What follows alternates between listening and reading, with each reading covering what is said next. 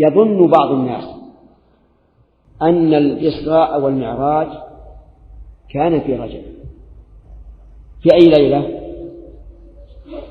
أي ليلة 27، وهذا غلط. هذا لم يصح فيه أثر عن السلف أبدا.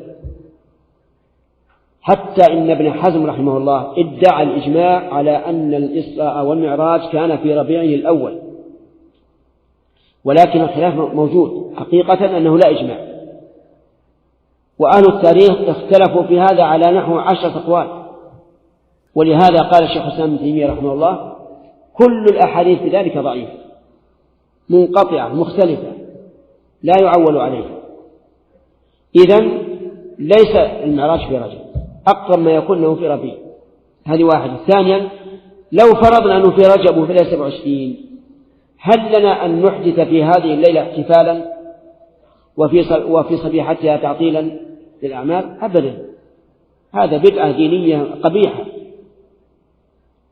ما ورد لا عن الرسول ولا عن الخلفاء ولا عن الصحابة ولا عن التابعين ولا عن أئمة المسلمين، فهي بدعة منكرة.